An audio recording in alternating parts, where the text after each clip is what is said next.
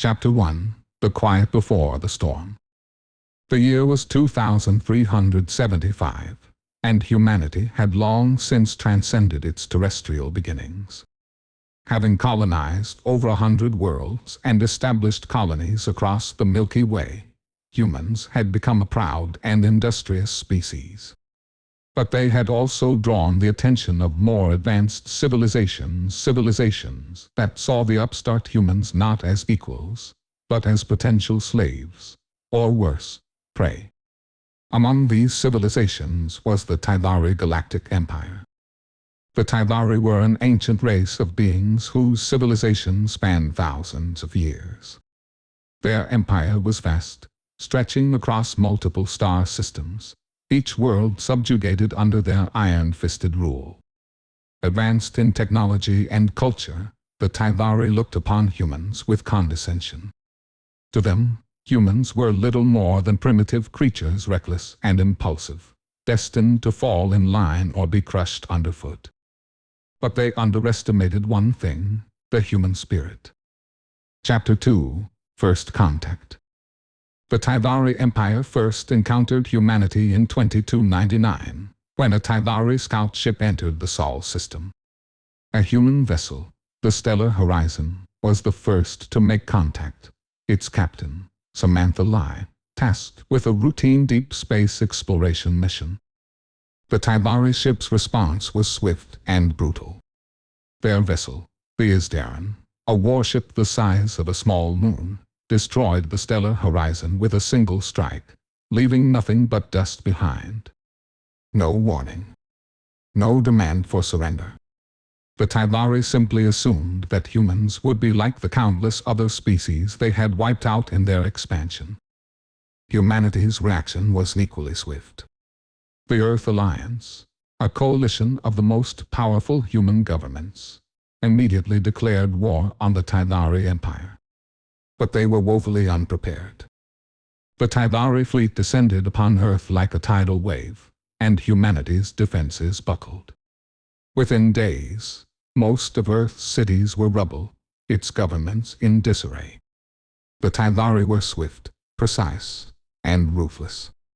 By the time they reached the outer colonies, Earth was a shell of its former self. But the one thing they hadn't counted on was the resilience of humankind. Chapter 3: The Resistance Rises. The remnants of Earth's population fled into space, regrouping in scattered colonies throughout the galaxy. The Earth Alliance, though broken, did not surrender. Instead, humanity rallied behind a simple but powerful idea: survival. Captain Samantha Lai, the lone survivor of the Stellar Horizon, became an icon. She was one of the first to understand the nature of the fight they faced. The Tylari were not a traditional enemy. They were not interested in negotiations, treaties, or even strategic victories. Their empire operated on a scale that humans could scarcely comprehend, and their technology was far superior. But they had one critical flaw: their arrogance. The Tylari, having never encountered a species with the same kind of determination and sheer willpower that humans possessed, believed the war would be over in weeks, if not days. They had underestimated the ferocity with which humans would fight for their homes, their families, and their future. The human resistance was born in the shadows of Tylari dominance. It started with small, guerrilla operations. Ships would strike at Tylari supply lines or sabotage their infrastructure. The Tylari, accustomed to crushing their enemies without resistance, found themselves caught off guard by these hit-and-run tactics. It wasn't much, but it was a start. Among the leaders of the resistance was a young engineer named Jace Turner. Jace had been a civilian before the invasion, working as a systems architect on a mining colony in the Outer Rim. But when the Tylari attacked, he lost everything: his home, his family, and his sense of normalcy. Driven by a thirst for revenge, Jace became a key figure in the development of humanity's new weapons. Using salvaged Tydari technology and the ingenuity of human minds, Jace began crafting crude but effective countermeasures. Chapter 4: Turning the Tide. As the resistance spread, so did humanity's resolve. Though their technology was far inferior to the Tydari, humans compensated with creativity, persistence, and, above all, pure grit. The once fractured remnants of human society began to unite. People from every walk of life, from engineers to farmers to soldiers, worked together to rebuild their fleets, improve their technology, and develop new tactics. A turning point came when Jace Turner and his team, having reverse-engineered a Tydari energy shield generator, created a breakthrough. They were able to craft a weapon that could penetrate the nearly impenetrable force fields the Tydari had relied on for millennia. The weapon was crude but effective, an electromagnetic pulse cannon capable of disabling Tydari shields, even if only for a short time. Armed with this knowledge, the Resistance launched a series of bold attacks.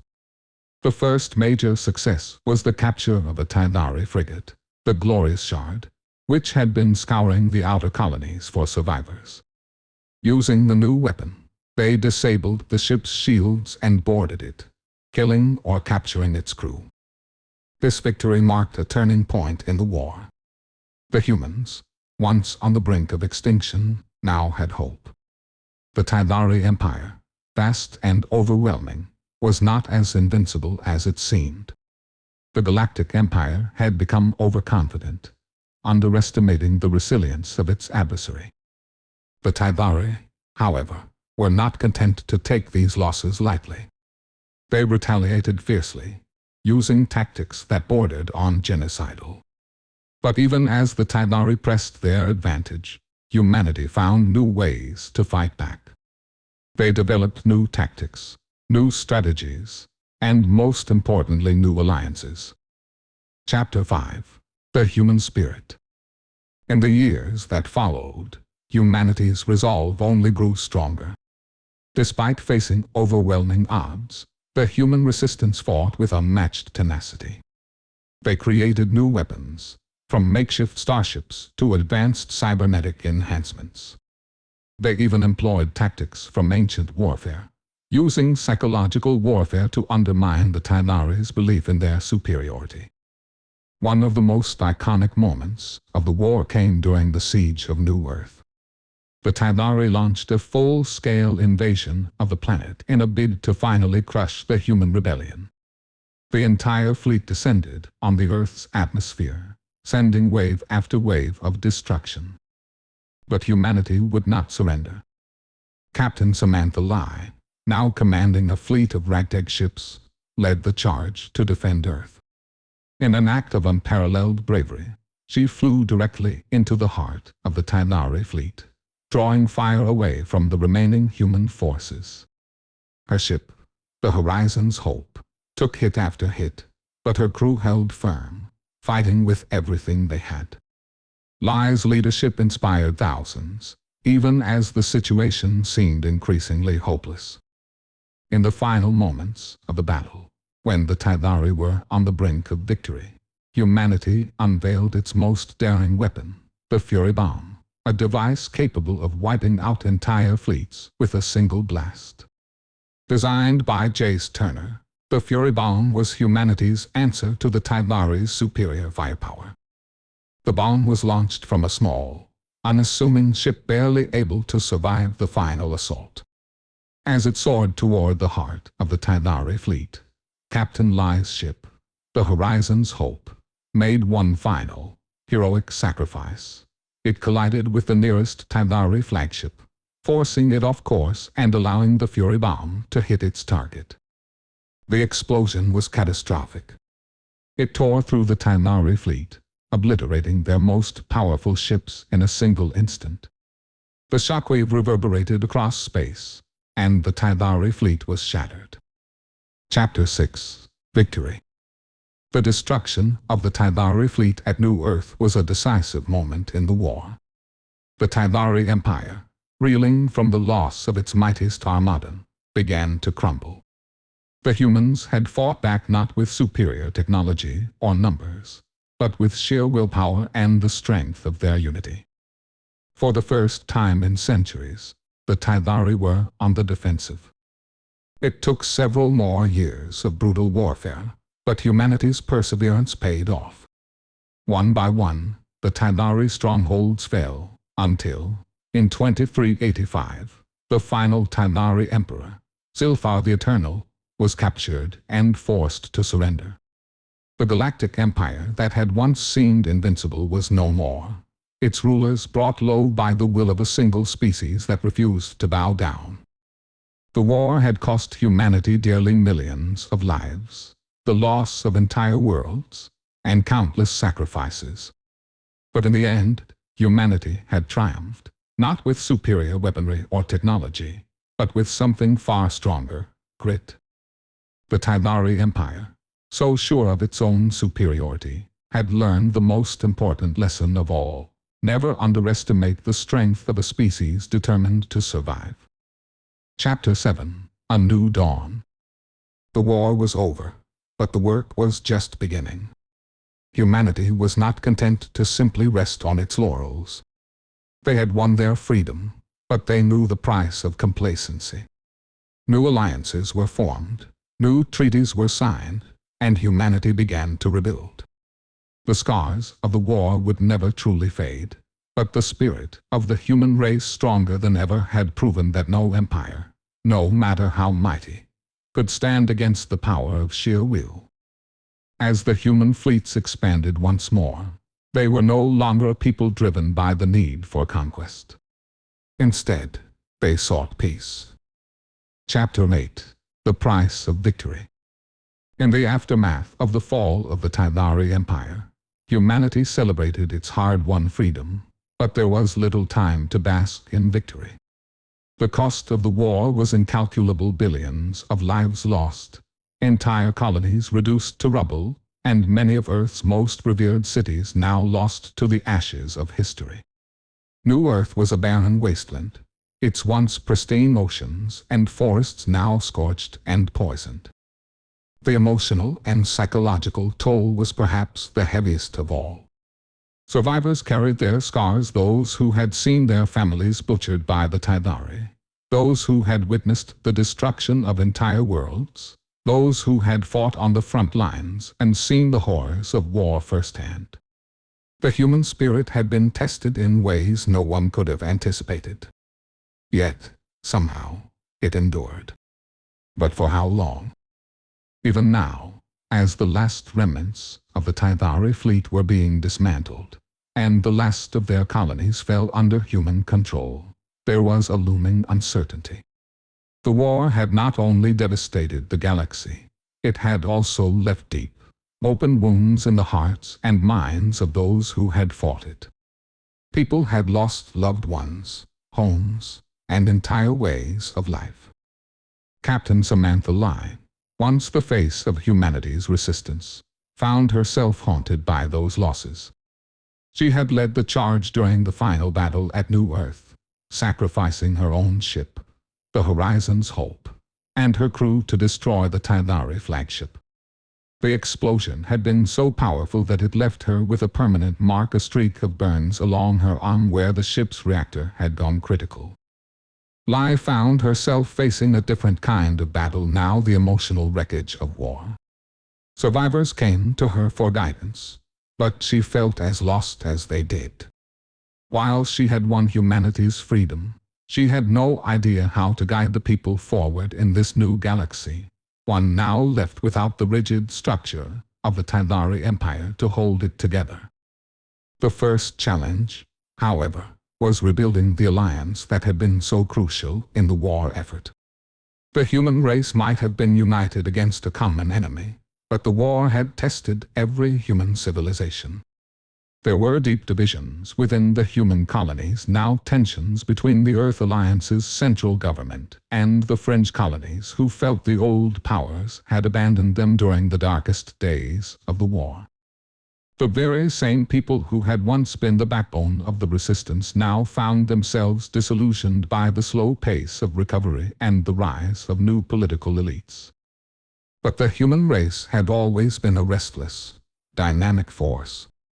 Even in the aftermath of such destruction, there was an undeniable momentum, the kind that had propelled them to survive, to fight, and to win. The galaxy was vast, and there were plenty of opportunities for those willing to seize them. Chapter 9: The Shadow of Empire. While humanity was busy picking up the pieces of its fractured civilization, other threats began to stir. The fall of the Tydari Empire had created a power vacuum in the galaxy, and not all the former subjects of the Tydari were content to simply accept a new order. Many of the Tydari's former allies, alien races who had once bent the knee to the Empire's iron rule, now sought to fill the void left behind. The most dangerous of these was the Thrall, a warlike species with a long history of conflict with both the Tydari and other galactic empires. The Thrall had been one of the first species the Tydari had conquered, and they had never truly forgiven their conquerors. In the wake of the Tydari's downfall, the Thrall began to amass forces of their own, seeking to carve out a new empire from the ashes of the old. Their tactics were brutal raids on isolated human colonies, ambushes on outlying trade routes, and sabotage of crucial infrastructure. They didn't just want power, they wanted revenge. Revenge for centuries of enslavement. Revenge for their people's suffering under Tydari rule. Humanity, still recovering from the scars of the Tydari War, was not prepared for another threat so soon. The Thrall were ruthless, and their warriors were formidable. Their fleets, though smaller than the Tydari's, were no less dangerous, fueled by an unquenchable thirst for vengeance. They attacked without hesitation. For the first time since the war, humanity faced the prospect of defeat once again. Chapter 10: A New Alliance. The Thrall's sudden rise forced humanity to make difficult decisions. Once again, they had to form alliances, but this time, they couldn't afford to fight alone. The enemy they faced was not just another imperial force. It was a vengeful species that would stop at nothing to tear humanity apart. In this new chapter of the galactic struggle, the Earth Alliance turned to its former enemies, the Krith, a race of nomadic traders who had once been subjugated by the Tydari, and the Ionarii, a mysterious species known for their advanced psionic abilities. While the Ionarii had no love for humanity, they saw in the Thrall an existential threat that outweighed old grudges. They agreed to join forces, but only under the condition that they could operate independently of human command. With these new allies, the humans mounted a series of counterattacks. It wasn't just about brute force this time, it was about strategy, diplomacy, and forging new paths of cooperation. The humans had learned valuable lessons from their first war against the Tydari. They could not rely on sheer grit alone, and unity with other species would be crucial to their survival. The Krith, known for their expertise in trade and espionage, used their resources to disrupt Thrall supply lines. The Ionarii, using their psionic abilities, provided critical intelligence about the Thrall's movements and tactics, allowing the humans to anticipate attacks before they happened. Meanwhile, humanity began to adapt their old tactics, mixing guerrilla warfare with the lessons learned from their battle against the Tydari. Slowly, the tide of the war began to turn. The Thrall's initial successes began to falter as their supply lines were cut off, and their warriors found themselves fighting on multiple fronts. Chapter 11: The Battle for Horizon Prime. In 2392, the Thrall launched a full-scale invasion of Horizon Prime, a heavily fortified human world that had been the site of some of the earliest battles in the Tydari War. Horizon Prime was a symbol of humanity's resilience, a shining example of what they could accomplish when united. But it was also a strategic prize, controlling vital shipping routes and resources. The battle for Horizon Prime would be the largest and bloodiest of the war with the Thrall. Human forces, bolstered by the Krith and the Unari, prepared to defend the planet at all costs. But the Fall were relentless, throwing everything they had into the assault. Once again, Captain Samantha Lai found herself at the front lines. She had become more than just a military leader, she was now a symbol of hope. In her, the people saw the embodiment of humanity's resilience. As Horizon Prime's defenses were tested to their limits, Lai coordinated the human response, launching counterattacks and rallying troops to hold the line. Chapter 12: The Last Stand. In the aftermath of the battle, the Thrall forces, though still formidable, were now scattered and disorganized. The human resistance, along with their Krith and Unari allies, launched a final, decisive campaign to destroy the Thrall's homeworld. The battle for the Thrall homeworld would be humanity's last stand. The Thrall were not going to give up easily, and they would fight with the same brutal determination that had marked their entire campaign. But humans were no longer the same people they had been when the Tydari first attacked. They had learned to fight smarter, to use diplomacy, and to draw strength from their alliances. Together, they crushed the Thrall in a final battle that shattered their war machine and wiped out their leadership. With the fall of the Thrall, the galaxy was at peace for the moment. But humanity's victory was bittersweet. They had defeated 2 galactic empires, but at great cost. The wounds of war ran deep, and the survivors now faced the difficult task of rebuilding their shattered worlds. Chapter 13: A New Era. By 2000, the human race had emerged from the ashes of war. The scars of battle were still visible, but they were no longer a people consumed by vengeance. They had learned the value of cooperation and diplomacy. The alliances they had forged with the Krith, the Unari, and other species endured, and together they began to reshape the galaxy. In the years that followed, Captain Samantha Lai retired from military. Chapter 14: Rebuilding from the Ashes. In the years following the defeat of the Thrall, the galaxy began to heal. The scars of war, both physical and emotional, ran deep across every star system humanity had touched. There were entire planets that had been turned to rubble, their resources drained and their populations decimated.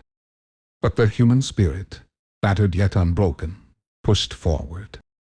Captain Samantha Lai, though once the symbol of humanity's indomitable will, had become a living legend. She retired from military service, having led humanity through the darkest days, but now she sought a different kind of peace, a peace that involved rebuilding what had been lost. It wasn't easy. The vast galaxy was a chaotic place, filled with abandoned colonies and old rivalries. The once mighty Earth Alliance, the central government that had united humanity in the early days of the Tydari War, struggled to maintain order. There were too many factions, too many interests, and too much old resentment. Earth itself, though never fully destroyed, was a shadow of its former self, still grappling with the massive societal upheaval caused by the war. However, where others saw collapse, humans saw opportunity. The very same ingenuity that had allowed them to survive the Galactic Empire's attempts at annihilation now drove their efforts to rebuild. Jace Turner, the brilliant engineer who had developed many of the crucial weapons that turned the tide of the Tydari and Thrall wars, found himself at the forefront of this new era. He had transitioned from a man focused on war to one dedicated to peace, focusing on technologies that could heal rather than destroy. With his help, human scientists developed more efficient methods of terraforming, resource extraction, and energy production. Entire worlds that had been left barren by the invasions began to come alive once more. But while the rebuilding efforts were taking shape, the old wounds of the galaxy were not easily forgotten. The various species who had fought alongside humanity during the war were now trying to navigate the fragile alliances they had formed. The Krith, once the traders and spies of the galaxy, now served as valuable mediators, bridging human interests with those of the many other species still recovering from Tylari and Thrall occupation. The Ionarii, once reluctant allies, became guardians of knowledge, ensuring that future generations would not make the same mistakes. Yet despite these efforts, the galaxy was far from united. The power vacuum left by the fall of the Tylari Empire had sparked new conflicts among species who had once been subjugated. Long-standing hostilities began to flare up as groups vied for dominance, and the once peaceful Galactic Council struggled to maintain order. In many ways, the galaxy was now a fractured place ripe for the rise of new powers, and even new empires. Chapter 15: The Shifting Alliances. By the year 2005, peace seemed fragile at best. Humanity, although secure in its newfound place as one of the most resilient forces in the galaxy, was still navigating the delicate web of interstellar diplomacy. The human colonies in the Outer Rim, who had borne the brunt of the Tylari invasions, now formed a powerful economic bloc, distinct from the Earth-centric governments of the past. They were fiercely independent and skeptical of Earth's leadership, which they felt had abandoned them during the early days of the war. The Krith, meanwhile, had shifted their role in galactic politics. Once mere traders, they now served as an essential diplomatic force. Their long experience in espionage and negotiation made them natural middlemen, but their loyalty was divided. As a species, they were pragmatic, and there was growing concern that the Krith might begin to align themselves with new powers on the horizon. A mysterious group known as the Silith, the remnants of a defeated race that had once attempted to rival the Tylari Empire, began making waves in the galaxy's underbelly, offering the Krith lucrative trade agreements and promises of mutual benefit. Captain Lai, though retired, was brought back into action as an unofficial mediator. She had once been the leader of humanity's resistance, but now she had become a symbol of stability in a galaxy teetering on the edge of chaos. Her mission was clear: prevent the galaxy from slipping back into the empire-building cycles of the past. Her task would not be easy. The Silith were a dangerous force, cunning, elusive, and extremely resourceful. They had learned from the mistakes of the Tylari and the Thrall. Instead of brute force, they sought subtlety. They offered peace to those who would join them, promising prosperity and protection to any who would come under their banner.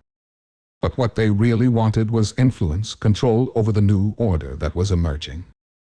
Their influence began to grow quickly, particularly in the regions where the human colonies had once been the strongest. They whispered promises of a new golden age, but they also hinted at something darker, an agenda that remained hidden beneath the surface. As the tensions between the factions grew, humanity found itself once again at the center of the storm. The Krith were beginning to shift toward the Silith, and many humans in the outer colonies began to view the Krith as opportunists who would abandon them to secure their own prosperity. Chapter 16: The Spark of Rebellion. It wasn't long before the first signs of conflict began to appear.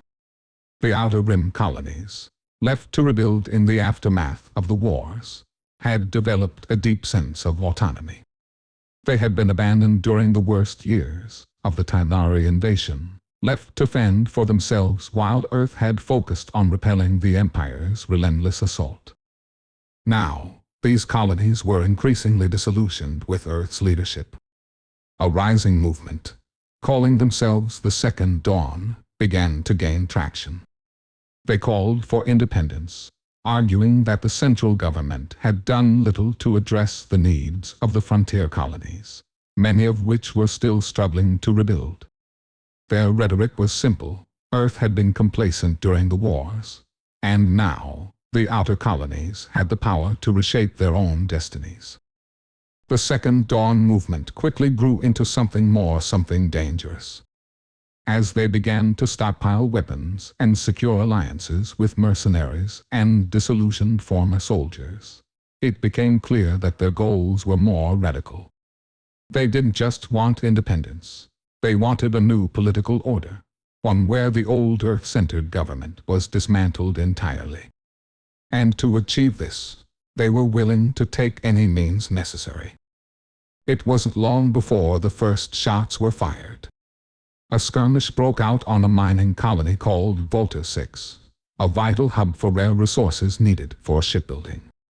The Earth Alliance, still struggling with the consequences of the war and its fractured political structure, sent troops to quell the unrest, but they found themselves facing an unexpected resistance.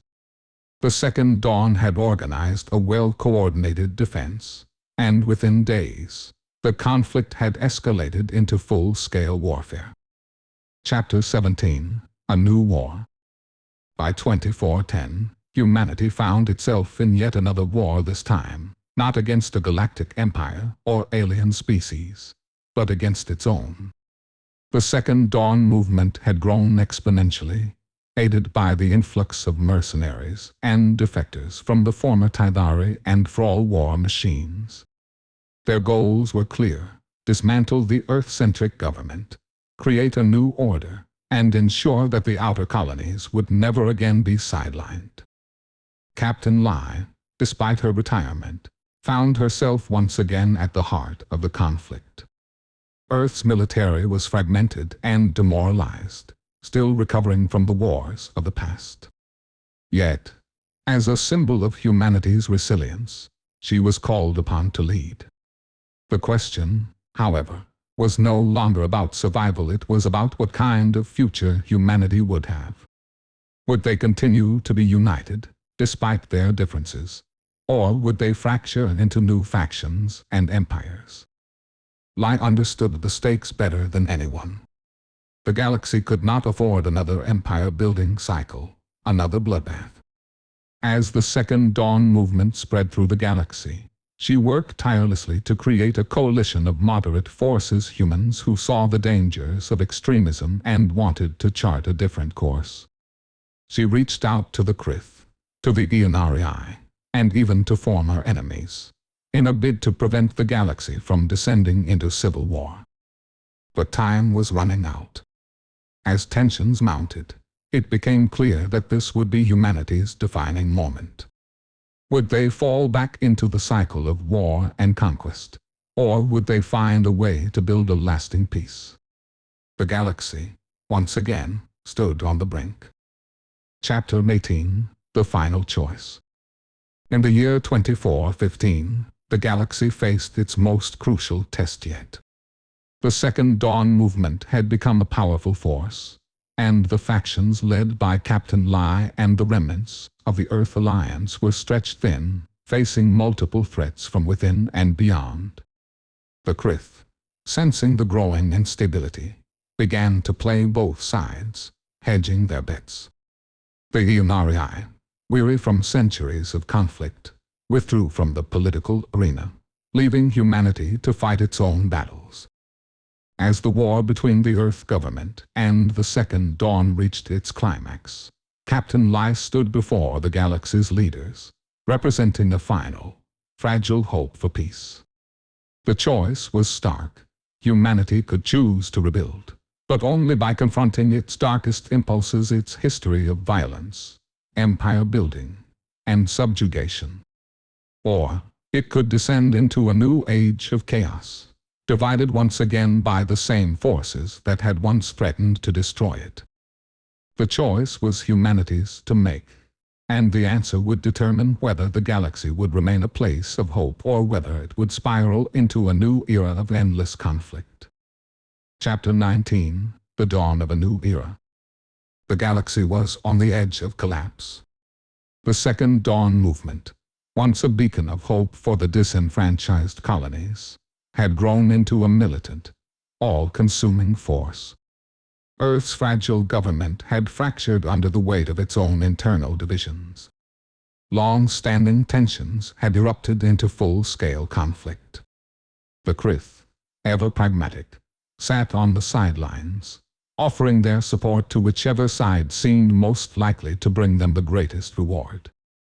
And the Gionari, the most ancient of allies, had withdrawn, no longer willing to participate in a galaxy that seemed bound to repeat its cycles of war. The galaxy stood at a crossroads, with the path ahead unclear. The choices were stark.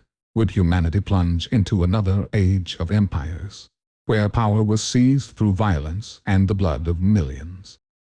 Or would it find a way to transcend the patterns of the past, embracing a future of cooperation, unity, and peace? Captain Samantha Lai, once the face of humanity's indomitable resistance, stood at the center of it all. She had seen war's brutality firsthand and had led her people through one conflict after another. Yet, she now found herself facing the most difficult choice of her life: to fight a war that could fracture humanity beyond repair, or to find another way, an untested way to unite the galaxy in a lasting peace. The moment of decision came on a bleak day in 2416, as Lai stood before a holographic assembly of the galaxy's leaders. The summit had been called on neutral ground at a space station called Horizon 2, built above the shattered remains of Horizon Prime. The ruins of that world, a symbol of humanity's resilience during the Tylari War, now served as a reminder of the high cost of victory. Lai's eyes scanned the assembly. The leaders of the Earth Alliance, the Second Dawn Movement, the Krith, and various alien factions, each with their own grievances and demands. She could see the suspicion in their eyes. The mistrust was palpable, thick enough to cut through. The scars of the past wars had not healed. The ghosts of the Tylari and Thrall empires haunted every conversation, every negotiation. But Lai had learned something over the years. Something the galaxy had almost forgotten, a lesson born of struggle and sacrifice, of victory won not by force, but by the resolve of a single, unified people. She had witnessed humanity's capacity for both destruction and creation, its capacity to build empires and tear them down. She understood the hunger for power that lurked in the hearts of every leader in that room, but she also understood the deeper hunger for peace, for stability, for a future that did not repeat the mistakes of the past. With a steady breath, Captain Lai stepped forward, her voice cutting through the murmurs in the room. "We are standing at the precipice of history," she began. "Not just for humanity, but for every species in this galaxy. If we choose war again, we risk everything. Not just our future, but the future of all life in this galaxy. Empires rise, and they fall. But what will rise from the ashes is up to us." She paused, letting the weight of her words sink in. For centuries, the galaxy has been built on the bones of the weak. Empires have risen and fallen on the backs of those who were less powerful, less organized, less determined. The Tylari Empire built its throne on the bodies of countless civilizations. The Thrall sought to rebuild their power on the blood of millions. And now, the Second Dawn, which once claimed to fight for freedom, seeks to destroy what little unity we have left. She turned, her gaze sweeping over the faces of the Second Dawn leaders. They were not all evil. Many had once fought for a just cause, but their desire for power had twisted their intentions. She knew that many were tired of being left behind, forgotten by the Earth Alliance. But their methods, just like the methods of the Tylari or the Thrall, could never lead to lasting peace. "If we do not change," she continued, "we will create another empire, a new order that will be no different from those that came before us. We will be trapped in a never-ending cycle of war, where our children will have to fight the same battles we fought, for the same reasons." The room was silent. The weight of her words hung heavily in the air. "We are better than this," she said softly. "We must be." Samantha Lie turned to face the hologram of the galaxy, its billions of stars stretching out before her. The human race is not defined by our past, nor by our wars, she said. We are defined by our ability to choose, to adapt, to rebuild. We are a people of pure grit, not because we fight to survive, but because we choose to fight for something greater. She turned back to the assembled leaders. I do not ask you to lay down your arms today. I ask you to lay down the chains of the past. We can create a new future, one that is not ruled by power and destruction, but by cooperation. We can rebuild the galaxy, not in the image of empires that have long since crumbled, but in the image of unity. A future where the mistakes of the past are not repeated. For a long moment, no one spoke. Then, one by one, the leaders began to speak, reluctantly at first, but then with growing conviction. The leader of the Krith, once known for his clever manipulation, stood and said, "We have never been as strong as we are when we stand together. Perhaps it is time we remember that."